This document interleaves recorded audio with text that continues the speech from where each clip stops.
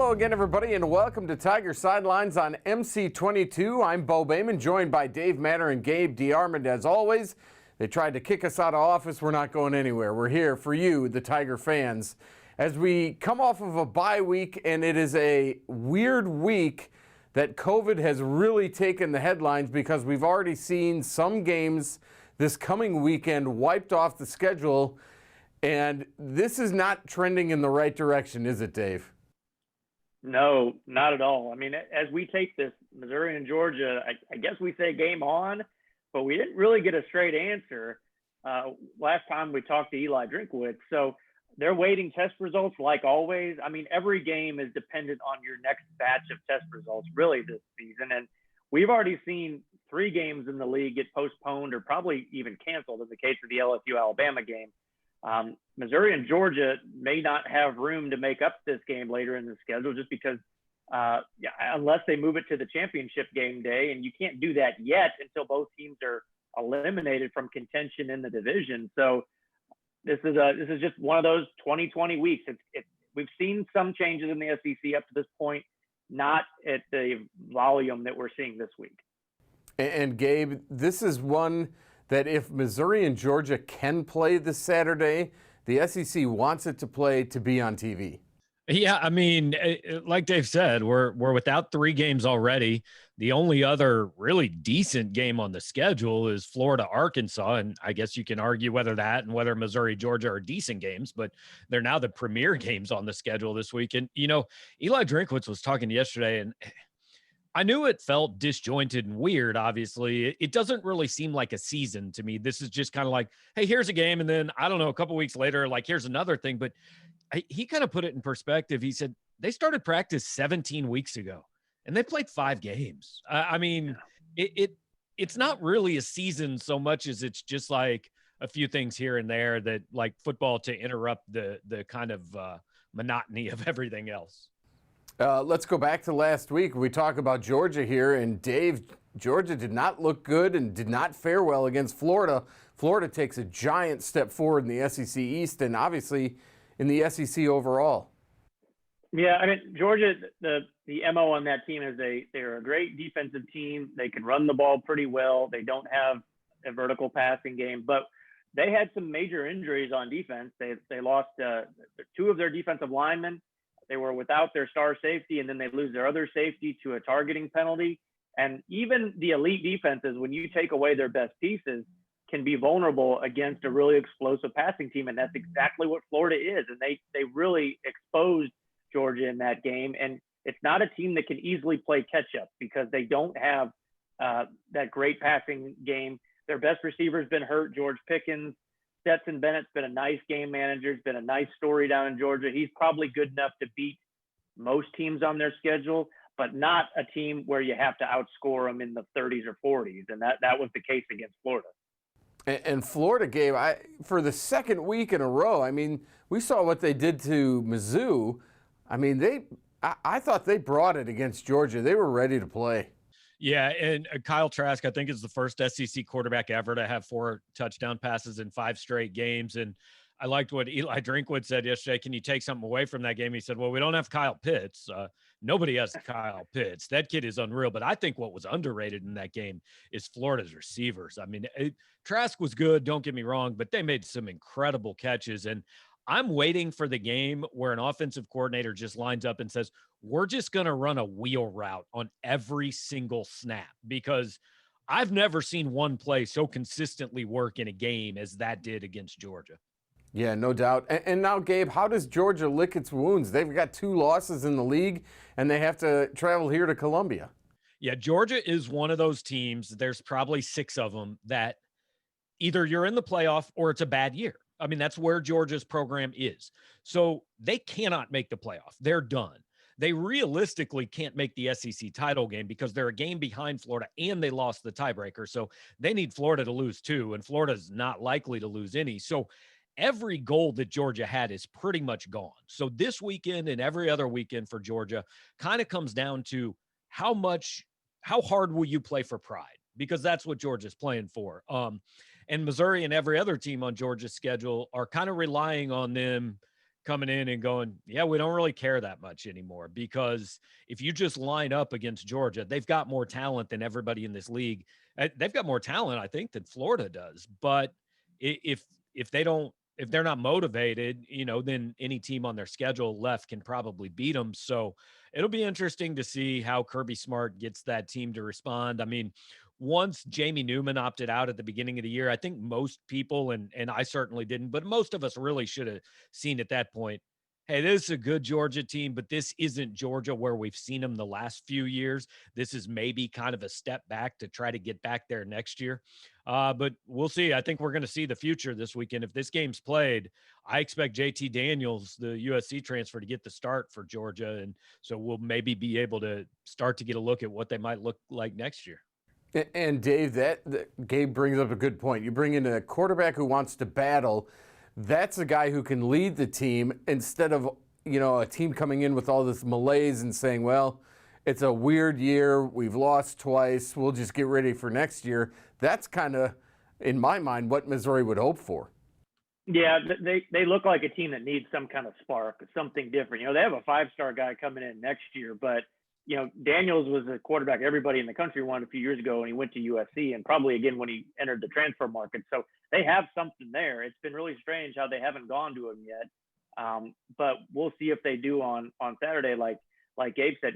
If we're talking about the motivation factor here for Missouri, for that to be an advantage for Missouri, winning 5 or 6 games has to mean more for Missouri than winning 8 does for Georgia. And I could see that happening. I mean, if this is a close game, in the fourth quarter, or if Missouri jumps out, I'm not going to say Kirby Smart's team is going to quit, but there's not going to be a lot of incentive for that team. An 11 a.m. game on the road, bunch of guys hurt. This could be a good situation for Missouri, but you still got to play well. You can't expect to show up and say, hey, Georgia doesn't want to be here. This is an automatic win or anything like that. You still got to catch the ball. You still got to make tackles. Do all the things they didn't do well at Florida.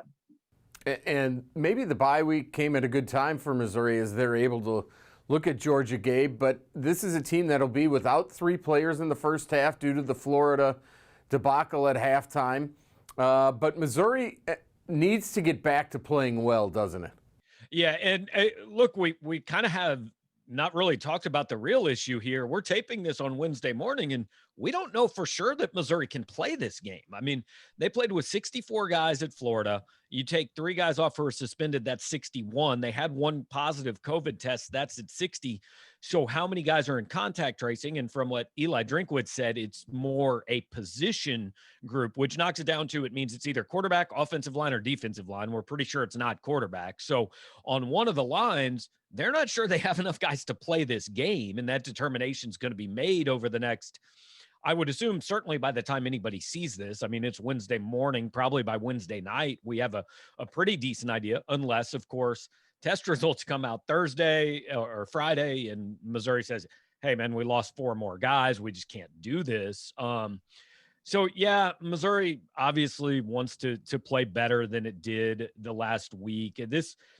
This week really is kind of the delineation in this season to me. I mean, you get through this game and you've played your 6 toughest games of the year. Your 4 easiest games of the year are still to come. So you just hope to get through this week with enough guys to continue playing, with Connor Bazelak standing upright. And don't get me wrong, if you win, that's great. That's clearly the goal. But this week is kind of a, hey, get through a week, do the best we can. And then the last 4 weeks of the season are going to determine what this thing is. Yeah, and for people not watching around Boone County, the numbers, Dave, are skyrocketing here. They've sent elementary kids home from school. They've shut down, gone back virtual. So the virus is certainly around Columbia, Missouri. It's really high again. And we saw a pretty grim joint statement from the local hospitals put out yesterday that they're approaching capacity. Numbers on campus I haven't yet seen today this week, but I unless every kid on campus has already had the virus, which isn't the case necessarily, but it seems like it could be close. I'm sure it's, spiking there to some degree. Yeah, I mean, if you can get through the season without, causing too much damage, I know a few weeks ago, we wondered, well, maybe, they could have more fans in the stands if numbers get better. Well, that's clearly not going to happen here with only a few home games left. I know we're talking football. I'm still not sure how college basketball pulls off a season this year, or at least anything close to the kind of season they'd like to have. So yeah, these numbers aren't going away. The election has passed, but COVID is still a thing. Yeah, for sure. And the health department here in Columbia and Boone County is going to make a new pledge going forward, a new order, and they're saying that gatherings may be even smaller. We'll see if that affects anything over at Mizzou. But the game is supposed to be Saturday at 11 o'clock. And as we tape, it's supposed to be on SEC channel alternate.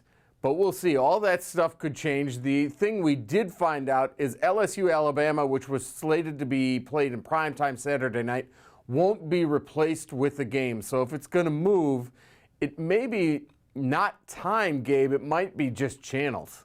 Yeah, and I think this one's actually on ESPN. I think it's next week. Yeah, it's next week. It's on SEC alternate against South Carolina. But this is an ESPN game.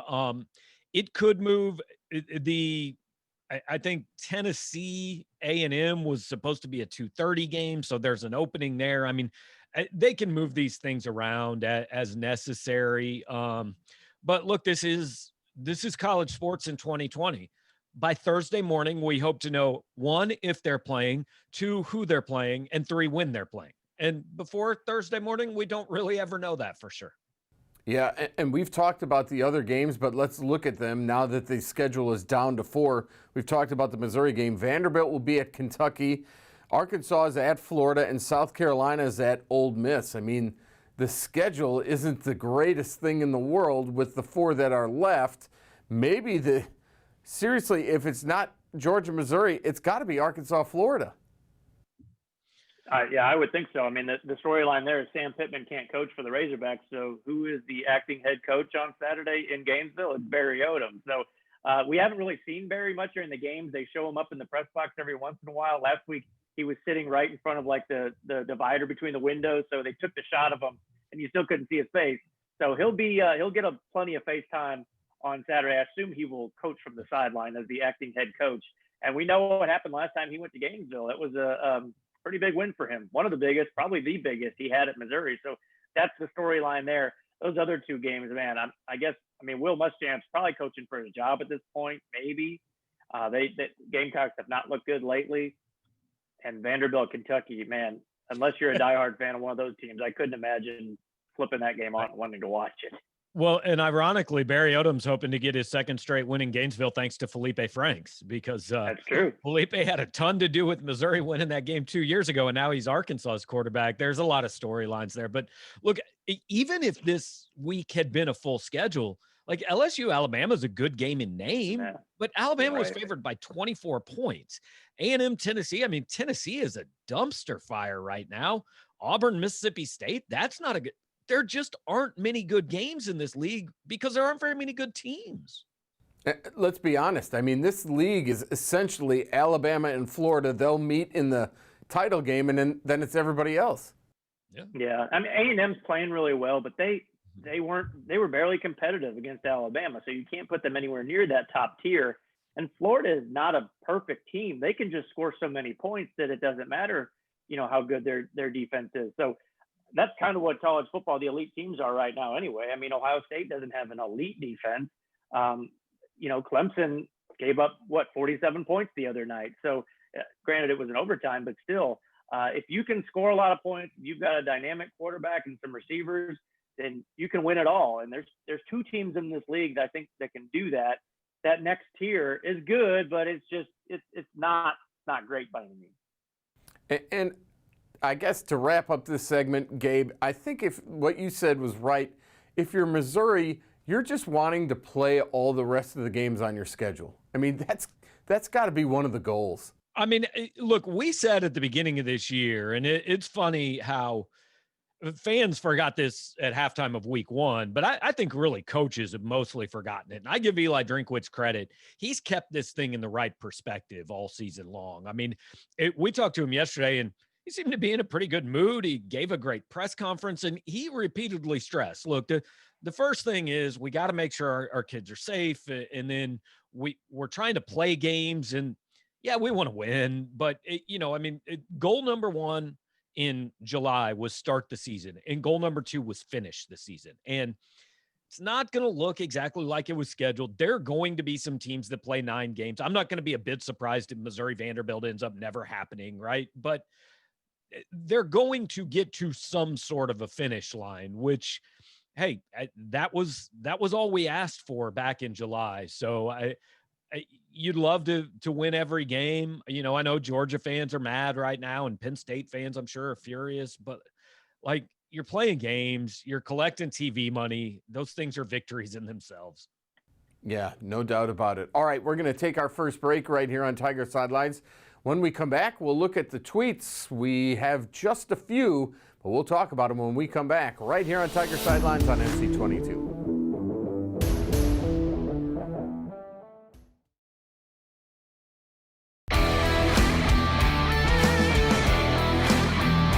Welcome back, everybody. Dave Matter, Gabe DeArmond, and I'm Bo Bayman. This is Tiger Sidelines. Thanks for watching. We are at Tiger Sidelines, as always.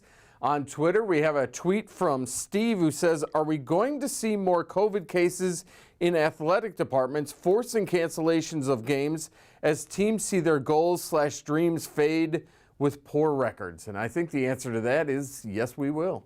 You know what? That's actually not a terrible question. Like, okay, a kid, take Georgia just for an example. If Georgia's playing for a national title, like, man, that kid's going, I'm staying in my apartment. I'm not doing anything.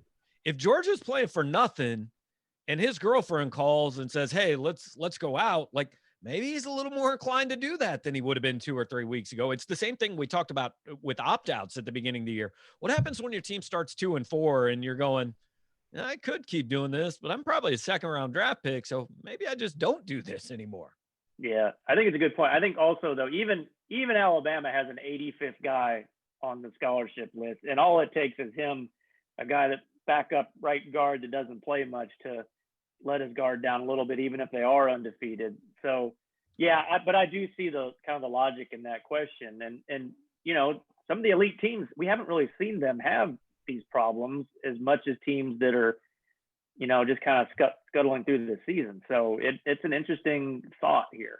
The funniest part to me is, remember back in August when all the fans were saying, oh, see how smart LSU is? They all got it. And, oh, look, we're in November and they've all got it again, And let's not forget, it was Nick Saban who said, hey, these kids are safer in college with me than they are at their houses. We'll see what happens. And to Dave's earlier point, Dave, I don't know how there's going to be college basketball.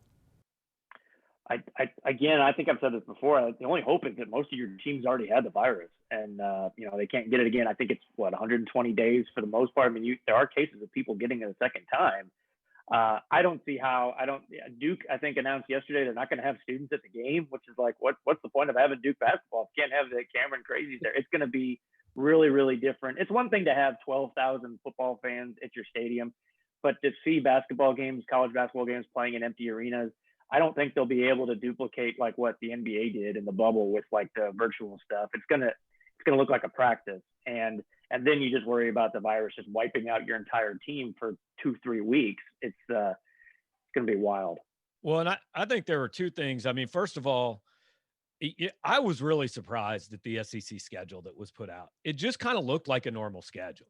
There's not that much buffer for other games. There's so much travel in college basketball. You've got a team that's flying somewhere Tuesday for a Tuesday night game, fly back late Tuesday night. They might fly again on Saturday. Then another team's coming in next Wednesday. There's so much travel that you're at a higher risk there. So I really thought we might see situations where they would do, and I'm not sure why they didn't do this. Say like, okay, on Friday, Saturday, and Sunday, Missouri, Vanderbilt, Texas A&M, and Arkansas are all going to be in Columbia. And Missouri and Arkansas are going to play Friday, A&M and Vanderbilt play. Then Sunday they're going to switch and play the other teams. They didn't build in anything. But I think the other point, we talked about how college football had to happen because they need the TV money. If the NCAA tournament doesn't happen this year, right? It didn't happen last year. Like, it is a legitimate discussion. Can the NCAA as an organization survive they're getting to an NCAA tournament somehow. I don't know how. Yeah. I don't know if they get there and like, hey, as long as you played 5 games, you're in. I don't know what it's going to look like, but they're going to play an NCAA tournament. Yeah. Yeah, I agree with that. And that number may not be outrageous. I mean, it could be as low as 5 and say, or they may say, hey, if you played, everybody's in. It's a weird year, and we're going to do it because they have to have that money, and they'll figure out how to do it on TV. And we'll all watch it. Yes, like if right. they had a 328 team NCAA tournament, we would all watch it. Yep, absolutely. No doubt about it. All right, we're going to take another quick break. When we come back, we'll continue our conversation with basketball as we look at the released schedule by the SEC. You're watching Tiger Sidelines on MC22.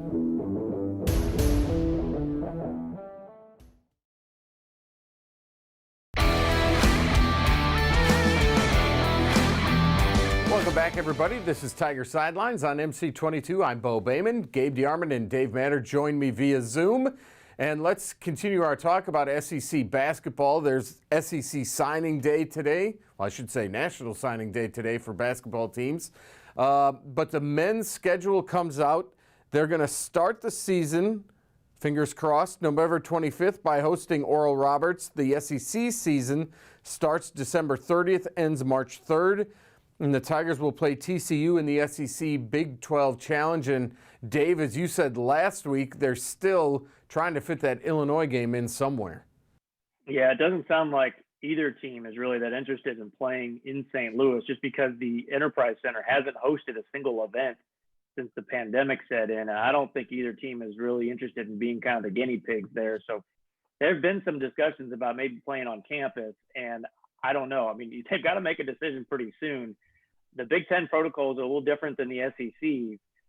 That's been the hang up for a lot of this is non-conference scheduling has just been kind of a mess. I've even heard from some folks that thought they should have just scrapped non-conference scheduling altogether because everybody's got different protocols and different, travel schedules and, different emphasis on it. I mean, some leagues care about basketball more than other leagues do and kind of put basketball on the back burner. I know there's some frustration that the SEC didn't get out in front of basketball as early as some schools would have liked them to do. So, yeah, I don't know. It's very much up in the air. Also, as far as bragging rights go, like we've all been to that game. What's the point of playing that game with 1,000 fans in the stands? Yeah, right. That's a waste of time sending 2 teams 2 hours down the road to do that. Yeah, absolutely. And when you looked at this, Gabe, you talked about the pods. I was looking for road trips where you played maybe on Thursday at Auburn and then Saturday at Alabama, where you could stay there and you could maybe quarantine after those games, but you didn't have to do much moving. The schedule's set up really like a normal schedule. Yeah, it's pretty similar to normal. Now, look, I don't know what it means for TV and things like that. So I think there could be some games this year where it's like the first time in 15 years. Yeah, you can't watch this game because or you can watch it online. You can watch it only on SEC Plus or whatever. But we've seen the NFL, like what we've learned from sports over the last 6 months, they can find ways to make it work. I mean, the St. Louis Cardinals played like 19 games in 3 days, right? So the NFL played a game on Monday at 4 and another game on Tuesday. Like you can make it work. So if a Tuesday game gets canceled, hey, shoehorn it in on a Friday night sometime. Like there's flexibility. There are days there's no problem with, you might have a situation where you play 4 straight home games or, hey, 1 week, instead of playing Tuesday, Saturday, maybe like you just play Thursday, Friday, Saturday. Maybe you had to play 3 games in 3 days and kind of like football coaches, you're going to have to deal with it. Yeah, it's going to be hard, but I don't want to hear any whining about, we had to play 3 games in 3 days. Too bad. I mean, if you want to play games, if you want the TV money, if you want the NCAA tournament money, like that's what you're going to have to do. So there is a lot more flexibility in basketball than football that way, obviously, because football, you just can't ask kids to play 2 games in 4 days. But basketball, it's pretty easy to say, look, SEC tournament, you might play 5 in 5 days. So, hey, you might have a week where you play 4 games. Tough luck. Deal with it. Yeah, you never know. You may need to get to the threshold of games played like we talked about in the last segment. And then the other part of that, too, is if you continue to play, that's probably good news. They do 24 hours of hoops. You could play at 9 a.m. if you needed to. Right. Right. I just think the biggest concern is the rosters. I mean, you get one positive on a team, and the entire team is contact traced. I mean, if that guy practiced, chances are he lives with teammates. They eat together. Basketball teams are much more kept together more intimately than a football team, just because there's fewer of them. And I just don't know how that's going to work. I would not be surprised if we just see a team miss out on a couple weeks, and maybe you can try to backload the schedule and make up games later. But then you run into conference tournaments, and the SEC. I guess the big difference is it's not that big of a difference. They're just starting a week earlier, and that leaves one open week before the SEC tournament. But man, that's not much room to leave when you're talking about an 18-game conference schedule. I also think, like, look, this hasn't ever come out or been proven anywhere, but I think we all believe there's probably a little bit of creativity going on with some of the contact tracing in college football, right? Oh, no, this guy wasn't anywhere close to that guy during practice. Well, in basketball, like, you can't say that. They're all 10 within like 20 feet of each other all the time, literally breathing and sweating on each other. There's no pads, there's no helmet, there's none of that. If one of your guys gets this, your entire team is immediately in contact tracing for 2 weeks. I mean, the first kid that tests positive on a basketball team, you shut your program down for 2 weeks. Again, like, this goes back to, I've said this like 600 times. All of us who were accused of rooting against sports in the summer, we were never saying that. All we were ever saying was the reason it's so hard to play is the rules they have in place. Now, you can argue that the rules are dumb and are too strict, and I'm not even going to argue against you if you say that, but they are the rules. And as long as they're the rules, it makes it really, really hard to do. Hey, Gabe, real quickly, signing day, some new classes for the basketball team, right? Yeah, Missouri's got 5 kids committed. By the time this airs, we expect 4 of them have signed. Shondu Gordon's not going to sign till Saturday. Solid class. No stars, really. I mean, they're all 3-star kids. So we'll see what it becomes. But again, second straight year without like that kind of elite level guy. So curiosity going forward to see whether this turns into kind of a foundational class, or whether we look back at these last 2 years and end up kind of saying, that's kind of where you saw the signs. Yeah, no doubt about it. All right. Thank you, Gabe. Thank you, Dave. And we'll see what happens with Georgia Mizzou on Saturday if they play it. Hopefully they do. We'll talk about it next week. Thanks for watching Tiger Sidelines on MC22.